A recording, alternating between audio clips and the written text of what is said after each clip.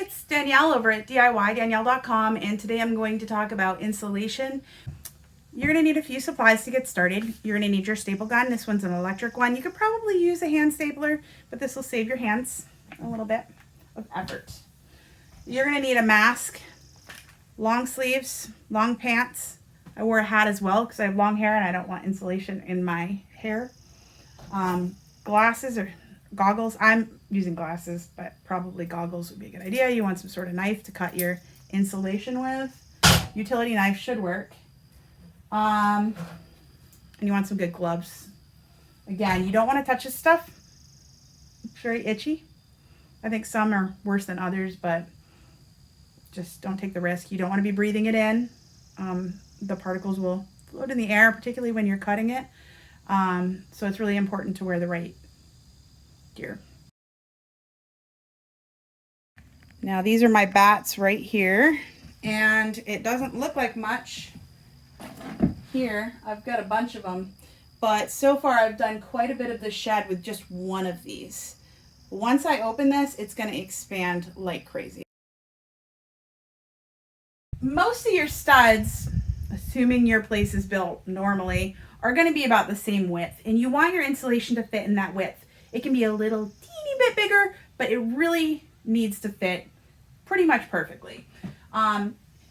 You might think that compressing the insulation would help improve your R factor. Your R factor is like how warm or how much insulation the insulation provides. So in this case, we're using R13, which is maybe not what you'd want for your house. You can actually look online and find diagrams showing how much insulation to use depending on what zone you live in. So if you live in Alaska, you need more insulation than if you live in Florida, of course. Yeah, but squeezing it together more and packing more in there is not helpful. Actually, part of the reason it works is because there's air in between. First thing you do is you're just you're measuring and you're placing your bat into your area between the studs. Now, this is super easy. For these, it's exactly the right height of the bats I ordered. So I'm just shoving them all in there. I'm going to go through and cut some smaller ones because I do have some sections that are smaller like this, and on the floor I also have some smaller areas. Now once those are all in, I need to go and staple them all. So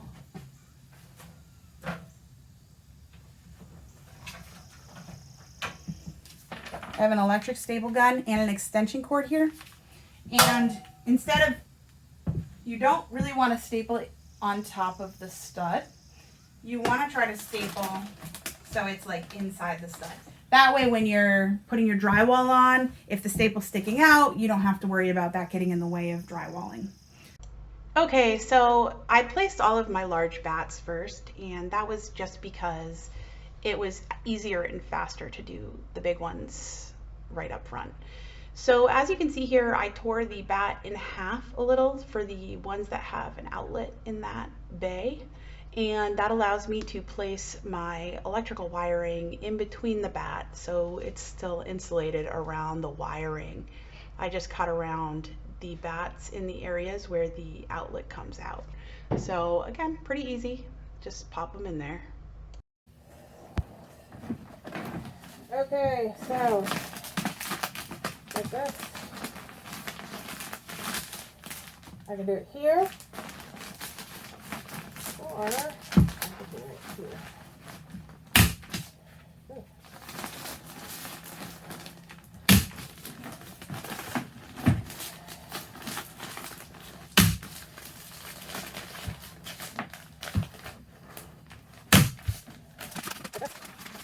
I do it here, or I do it here.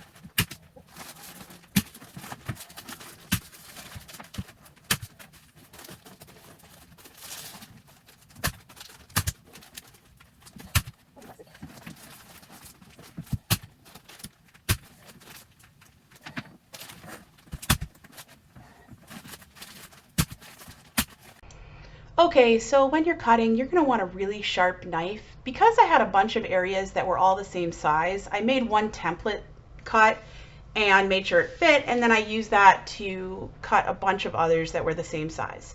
As you can see in this video, I'm really struggling to cut, and it's because this knife blade is not very good.